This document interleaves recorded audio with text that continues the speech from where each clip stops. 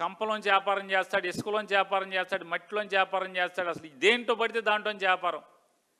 చెరువు తవ్వుకోవాలంటే వ్యాపారం, చెరువు కాడ కరెంటు కావాలంటే వ్యాపారం, ట్రాన్స్ఫార్మర్ కావాలంటే వ్యాపారం, లైన్ కావాలంటే వ్యాపారం, ప్రెస్టీజ్ సర్టిఫికేట్ కావాలంటే వ్యాపారం. అట్లా పోలీసుల్లో కూడా కొంతమంది పనులు ఉన్నారు. అందరూ అట్లా అక్కడక్కడ మా రాజకీయ నాయకులను చూసి చెడిపోయిన పోలీసులు కొంతమంది ఉంటున్నారు. వాళ్ళైతే హెల్మెట్ల షాప్ వాడితో మాట్లాడుకుంటున్నారు.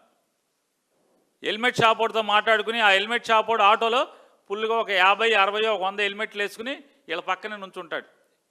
పక్కన ఆటోలో ఉంటాయి. వెంటనే ఏం చేద్దాం, అక్కడికి వెళ్ళి హెల్మెట్ కొనుక్కురా. వెనక భార్య ఉంటుంది, ట్యాంక్ మీద కూతురు ఉంటుంది, లేకపోతే భార్యకు మధ్యలో కూతురు ఉంటుంది. ఈ ఏడుస్తూ ఉంటాడు, దండం పెడతా ఉంటాడు, సార్ వదిలేండి సార్, ఇంటికాడ హెల్మెట్ ఉంది సార్ అది చెప్పాను. లేదు కుదరదయ్యా, అక్కడ హెల్మెట్ ఉంది పట్టరా, వెళ్ళి కొనుక్కురా. హెల్మెట్ కొనుక్కంటే ఫైన్ రాస్తే 3000 రాస్తానంటాడు, లేదా 5000 రాస్తానంటాడు. హెల్మెట్ అయితే 1000 రూపాయలతో కొనుక్కురమ్మంటాడు. హెల్మెట్ కొనుక్కొస్తే ఏంటి, హెల్మెట్ వెంటనే వీడియో తీస్తారు, హెల్మెట్ కొనుక్కొస్తున్నాడు, హెల్మెట్ పెట్టుకు వెళ్తున్నాడు అని చెప్పని. నేను అందరూ అంటలా, కొంతమంది పనోళ్ళు హెల్మెట్ వాడి దగ్గర, షాప్ వాడి దగ్గర కొట్టేస్తున్నారు కొంతమంది.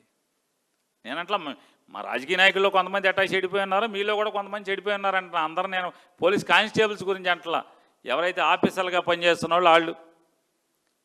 నారా చంద్రబాబు నాయుడు గారు ఎంత తీయ మాటలు చెప్తాడంటే, మామూలుగా సాధారణంగా ఏమనుకుంటారంటే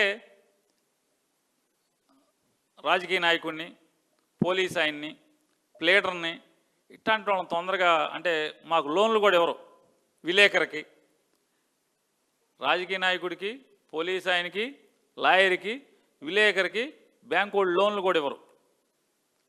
ఎందుకంటే వీళ్ళు బాగా తెలివితేటలు ఎక్కువ. వీళ్ళకి బాకీ కడతాకి వెళ్తే రూల్స్, మనం వసూలు చేయటానికి వెళ్తే రూల్స్ మాట్లాడతారు. కాబట్టి మనకి ఎందుకు ఇవన్నీ లోన్ ఇవ్వకూడదు అనుకుంటారు, బాగా తెలివితేటలు. అట్లా మరి ఈ తెలుగులో పోలీసులు కూడా ఉన్నారు కదా. నారా చంద్రబాబు నాయుడు గారు ఈ పోలీసు వాళ్ళని కూడా ఎంత మామూలుగా మోసం చేస్తాడంటే, ఎలక్షన్ల ముందు వీళ్ళకి చెప్పాడు, తమ్ముళ్ళు పోలీస్ కానిస్టేబుల్స్, మీ ఇంట్లో భార్య గొడవ చేస్తూ ఉంటుంది, మీ పెళ్లి రోజు కూడా మీకు గుర్తులేదా అని తిడతా ఉంటుంది. నేను చెప్తున్నా పోలీసులందరికీ, పెళ్లి రోజు మీ భార్య పుట్టినరోజు సెలవిస్తా అని చెప్పాడు. కానిస్టేబుల్స్కి పెళ్లి రోజు, భార్య పుట్టినరోజు సెలవిస్తా అని చెప్పాడు. 2 ఏళ్ళు అయింది, 2 పెళ్లి రోజులు వెళ్ళిపోయినాయి, పుట్టినరోజులు వెళ్ళిపోయినాయి. ఏం చంద్రబాబు నాయుడు గారు ఇంకోటి కూడా చెప్పాడు, ఇట్లా మామూలు చేయి ఇట్లా పెట్టుకుంటాడు చేతిలో, ఈ చేతిలో మైక్ ఉంటుంది, తమ్ముళ్ళు పోలీసులకి వర్క్ ఫ్రమ్ హోమ్ ఇస్తా అంటాడు. మామూలుగా అర్థం కాదు, వర్క్ ఫ్రమ్ హోమ్ ఏంటి అర్థం కాదు, ఇంటికాడ కూర్చొని పని చేయొచ్చు. పోలీసుల నుంచి నిజంగానే పోలీసులు పాపం అనుకున్నారు, ఈ సావలేపు. అందులో మరీ ప్రత్యేకించి షుగరు, బీపీ ఇట్లాంటి వాళ్ళు ఉన్నవాళ్ళు, 50 ఏళ్ళు దాటిపోయి నాకులాగా కొంచెం పొట్టగిట్ట వచ్చేసేసి లావ్ అయిపోయిన వాళ్ళు, ఈ అమ్మ ఇంటికాడ నుంచి పని చేసుకోవటం అంటున్నాడు. ఎంత మంచోడు చంద్రబాబు మన ఎట్టగొట్ట ఏదోటి చేసి చంద్రబాబుని గెలిపించేయాలని చెప్పని బూతులు కాడి ఎమ్మ కుదురు మామూలుగా వైసీపీ కనపడితే లాఠీ చార్జ్ చేశారు. మొన్న 24 ఎలక్షన్లు ఎరగొట్టేశారు. మామూలుగా వైసీపీ ఎక్కడ కనపడితే అక్కడ వాళ్ళు ఎరగొడతాం. టీడీపీ ఉంటే అటు చూడకుండా తలకాడి తిప్పి వెళ్ళిపోతూ ఉంటారు. టీడీపీ వాళ్ళు 100 మంది ఉంటారు మాట్లాడు, వైసీపీ వాళ్ళు 25 మంది ఉంటారు. ఆయన లాఠీ పెట్టి ఎమ్మకొట్టుడు కొట్టేశారు మొన్న ఎలక్షన్లో. ఏంటంటే చంద్రబాబు నాయుడు ఇవన్నీ పెళ్లి రోజు ఇస్తా అన్నాడు, భార్య పుట్టినరోజు సెలవు ఇస్తా అన్నాడు, వర్క్ ఫ్రమ్ హోమ్ అంటున్నాడు.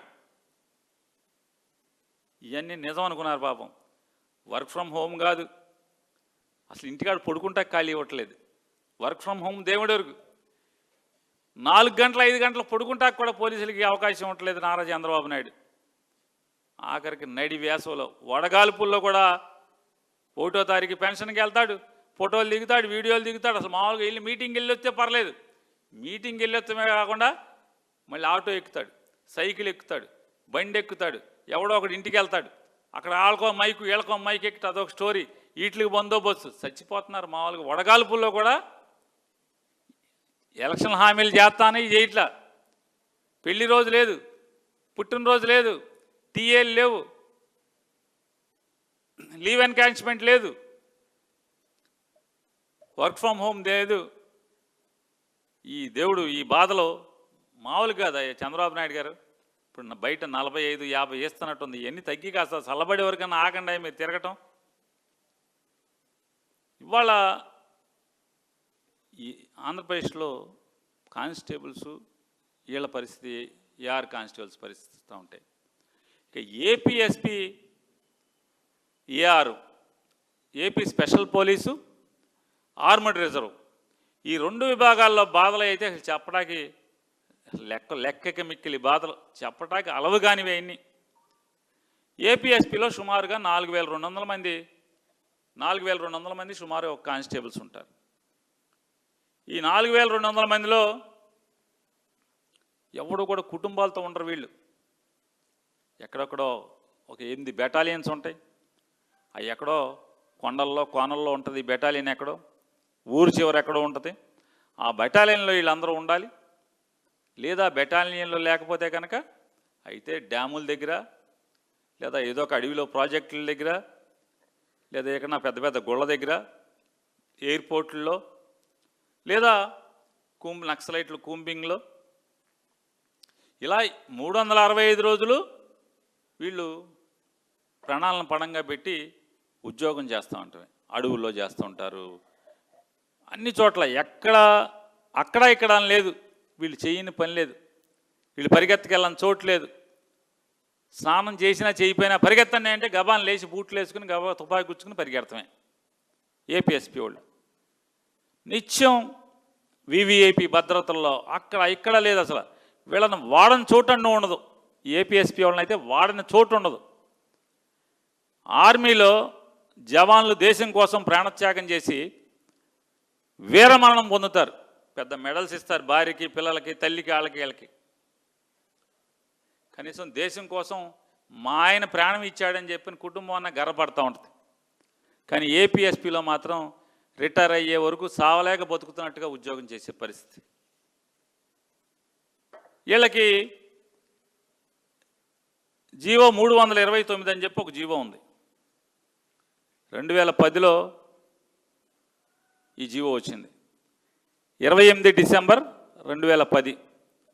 దీని ప్రకారం ఏంటంటే ఏపీఎస్పీలో ఎవరెవరైతే ఉన్నారో ఈ అడవుల్లో, కొండల్లో, గుట్టల్లో, డ్యాముల దగ్గర, గొళ్ళ దగ్గర, రోడ్ల మీద ఈ రైటింగ్లు, లూటీలు జరిగిన చోట, లేకపోతే పెద్ద పెద్ద మనుషులు ప్రాణాలకు ఇబ్బందిగా ఉన్న చోట బందోబస్తు చేయడానికి వీళ్ళందరినీ తీసుకెళ్తారు. వీళ్ళలో 10 సంవత్సరాలు సర్వీస్ ఎవరైతే నిండినాయో, జీవో 329 ఏం చెప్తుందంటే సర్వీసు 10 ఏళ్ల సర్వీస్ ఎవరికైతే ఏపీఎస్పీలో నిండిందో కానిస్టేబుల్స్కి, ఈ సర్వీస్ నిండినటువంటి ప్రతి కానిస్టేబుల్ని కూడా ఏఆర్కి, ఆర్మడ్ రిజర్వ్ కింద వీళ్ళని జిల్లాల్లోకి ట్రాన్స్ఫర్ చేయాలి.